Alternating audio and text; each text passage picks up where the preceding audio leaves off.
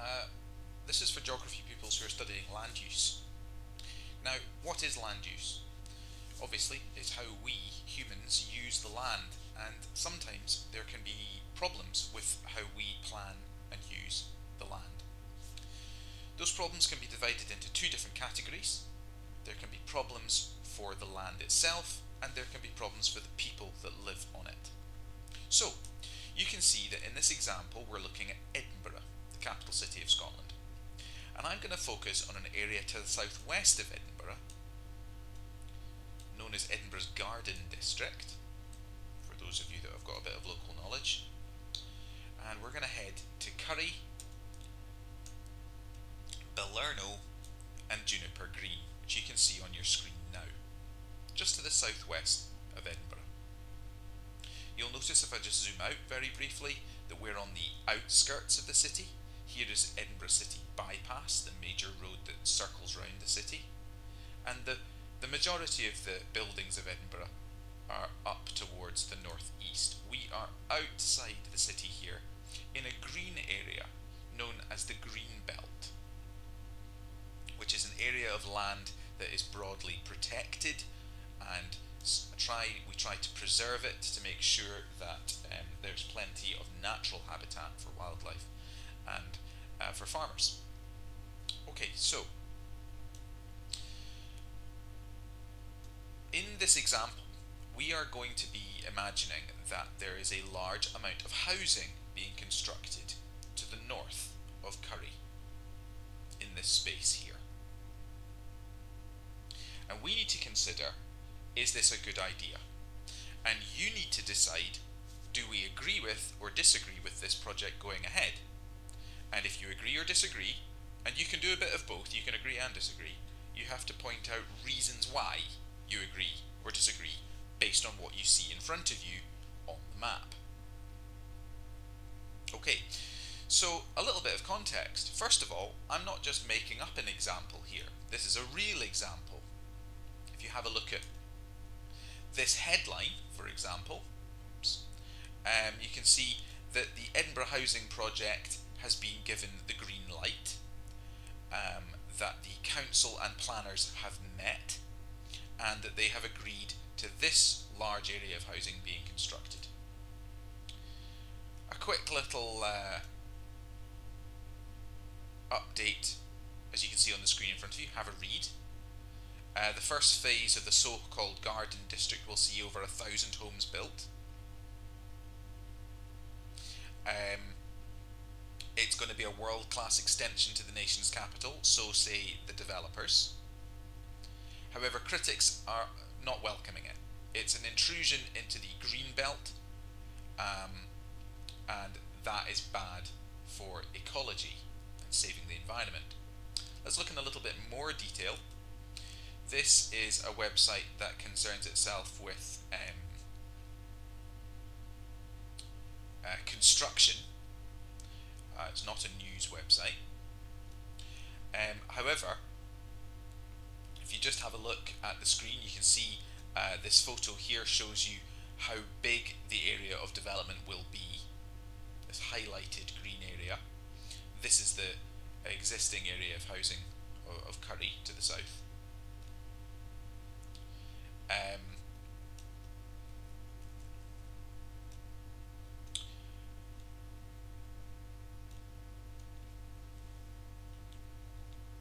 I'm just going to zoom out a little bit so you can see the whole web page in one here. Let's just do a little bit of reading. So, again, you can see Edinburgh's 1.4 billion Garden District housing project wins planning approval. The proposal is being put forward by Murray Estates, 1,350 homes, we already know this. It's right next to the Royal Bank of Scotland headquarters, so that's good. Those people who work there might want to live in those houses.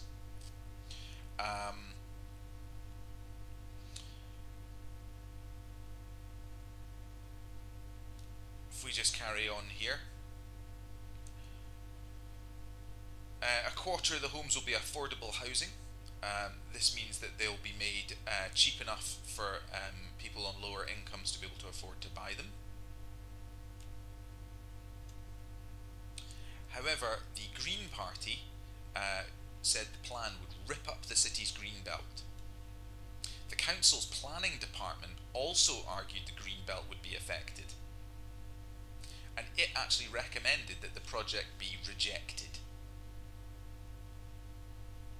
They argued the housing wasn't needed, it would lead to traffic congestion. You've got to think all the people living in those houses, they're all going to own cars, so the local roads are going to get clogged up.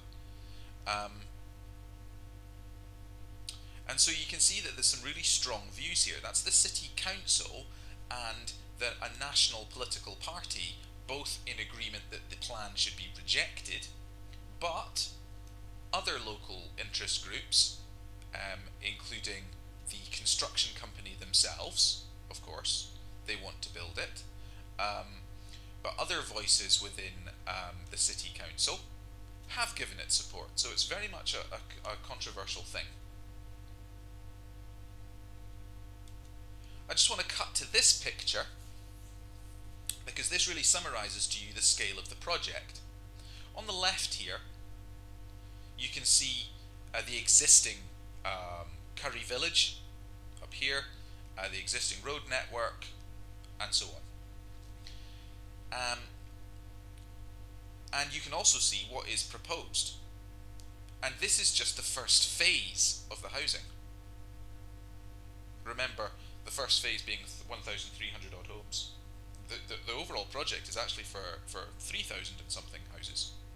So you can see that this is a really major deal. This is a big amount of construction, and it's going to cause a lot of disruption to local people's lives, the road network, the environment, and it's up to you to think of these ideas to score marks. Okay, let's return to the map now. So if you were to tell me that the farmers who work these fields that we see, these are fields, they grow crops, you can see here's a little farmhouse. The farmers who work these local fields will obviously be put out of business. You would score 1 mark for identifying a potential problem because of this project. Maybe you could also say that if we look very closely, if you look at this line and you think about this symbol, you can see that this is a railway station.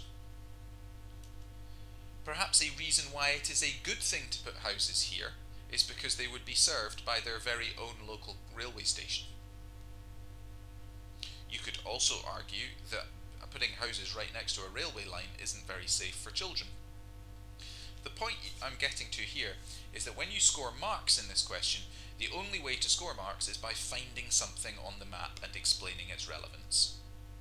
You must find something, i.e. the fields, you found them, and explain why they're important. The fields are important because it shows that farmers will be put out of business by this area of construction. The train station is important because it shows that the houses that will be built in this area are going to be served by a train station. What about the local people who already live here? Well, the local people might feel that all these new houses might not be such a good thing.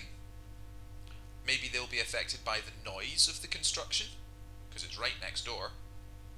Maybe they'll be affected by the dust from construction, because again, that's right next door. Maybe their local roads, you can see here the Lanark Road, the A70, this yellow road here. Maybe the local roads will get congested and too busy because of all the construction traffic that's going to be moving towards this area, and ultimately when the houses are built, because of all the people who will want to drive along this road to park their cars at their houses in this area. And that's going to lead to congestion, and congestion will affect the atmosphere of the environment and pollute it. So there's lots of negative things we can say there. Also, you can say that the people who live in Curry, this is the village of Curry here, this is the area we're planning to build on, this whole area here. They live there because it's a nice, green, countryside setting. As soon as we build this huge area of housing, that's going to be lost, and the village of Curry won't feel so much like a little village anymore. And And the people who live here really will. That's going to be a problem for them. And that sense of loss of community is a major one, as the city expands and swallows up villages outside in the green belt. Okay, so there's a flavour of how to talk about land use conflicts. Let me now just show you a few other little hints and tips.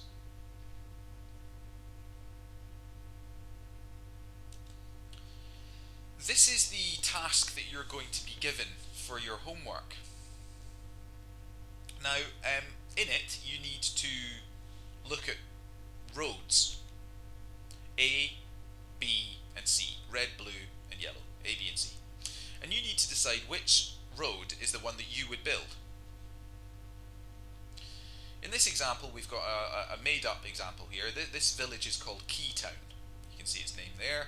And it's got an industrial estate that's full of factories where people work. It's got some farms, as you can see. It's got lots of farmland. There's a couple of rivers going through the map. And you need to think about which road is going to be the best road to build. Before you get started, there is not a correct answer. You can actually argue the case for any of these roads to be built. It's about you using the map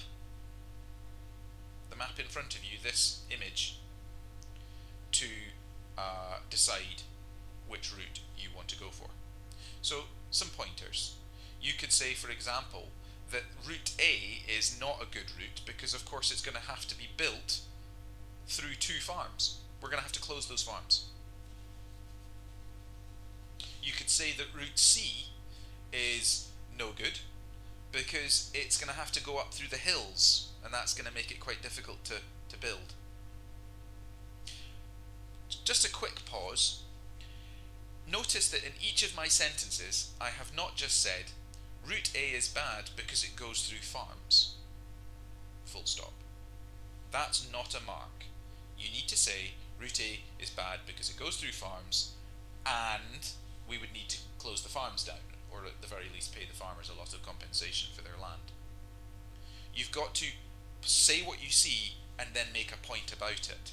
Now, obviously, because I've shared that one with you, you don't get any marks for saying that the farms would need to be closed.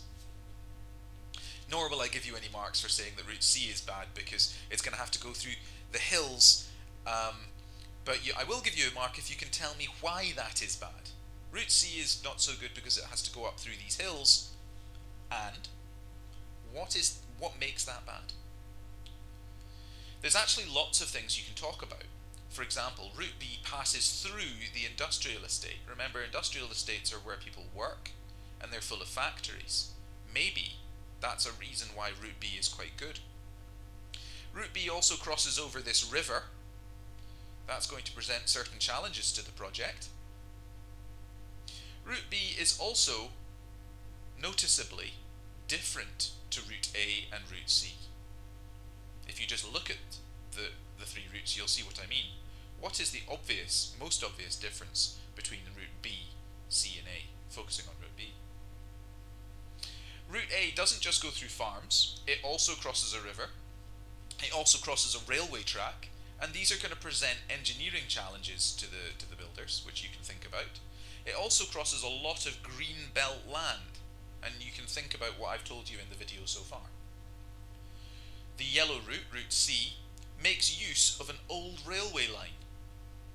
Why is that a sensible thing to do? Why does that make route C actually a good choice? However, it also goes through Bluebell Wood, a beauty spot. Why does that make it a bad choice? Once again, I'm just going to go back to basics here. What you need to do is present an argument for routes A, B, and C. You don't need to tell me which route is the outright winner. You just need to present arguments saying why route A is good, or if you think it's bad, why you think it's bad, why route B is good or bad, and why route C is good or bad. You don't need to have an overall winner, you just need to point out positives and negatives. If you only talk about routes A and B, that's fine, but as long as you provide me with enough marks worth. Okay? In theory, it would be possible for you to think of 6 correct things to say about just one route, and that would also be fine. And they can be a combination of good and bad things. Alright. Here is the question. Do you know, it actually is not 4 marks, it's 6 marks. Which route would you choose to construct? A, B, or C? Give at least 6 reasons for your choice. A good answer should have 6 full developed sentences. You can say bad and good things about any of the routes to score marks. A model answer would be something like, I would choose route A because it goes through cheaper farmland and this will reduce the cost of the project. I would not choose route A because it. So you just need to tell me why you would choose route A, B, and C, or why you would not choose route A, B, or C. Remember, you don't have to talk about all the routes, you just need to provide 6 good things and bad things, 6 advantages and disadvantages, so that could be 3 advantages and 3 disadvantages, 2 advantages and 4 disadvantages, any combination of 6 points about routes A, B, and C that you can talk about, but you must be able to tell me something you've seen on the map, like the old railway, and why it's good or bad. Something you've seen on the map, like the farm, and why it's good or bad. Okay,